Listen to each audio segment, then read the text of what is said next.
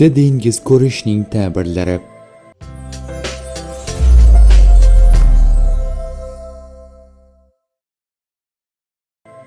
Dengiz ko'rish mol-mulk, podshoh, olim, ilm, ish, kuch deb ta'bir qilinadi. Sokin dengizni ko'rish adolatli shohni, to'lqinli g'azab bilan chayqalayotgan dengizni ko'rish esa zolim va adolatsiz yurtboshni bildiradi.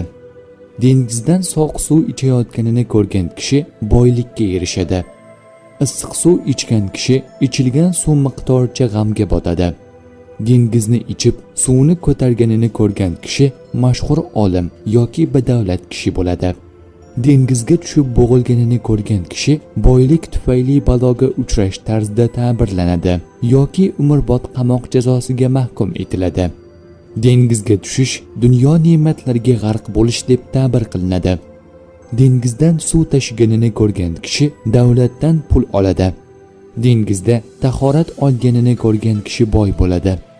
Dengizni uzoqdan tomosha qilganini ko'rgan kishi maqsadiga yaqinlashadi. Dengizga choptirgan kishi xatosini takrorlaydi. Dengiz ustida yurganini ko'rgan kishi poklanadi. Dunyo g'uborlari bilan kirlanmaydi. Dengiz suvdan ichib sho'rligini sezish buyruq ostida bo'lishiga ishoradir.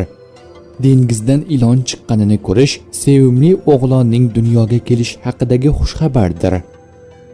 Ibn Sirinning aytishicha, tushdagi dengiz haybatli va kuchli sultondir.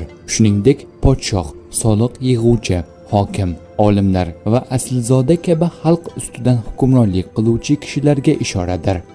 Ba'zan dengiz dunyo va uning hashamatlariga dalolat qiladi.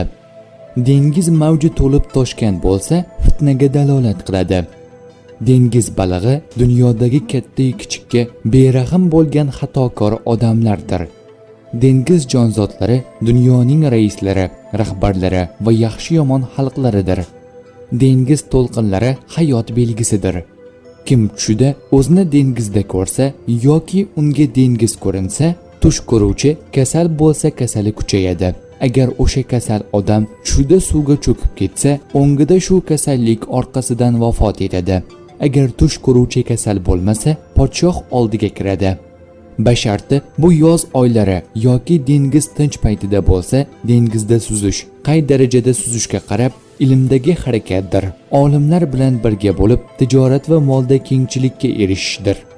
Dengizga g'arq bo'lib o'lsa, dinda fasod bo'lib, o'ylagan maqsadiga erisha olmaydi. Qish yoki sovuq kunlarda dengizda bo'lib, to'lqin paydo bo'lganda suzib yursa, sulton tomonidan unga bir balo yetadi.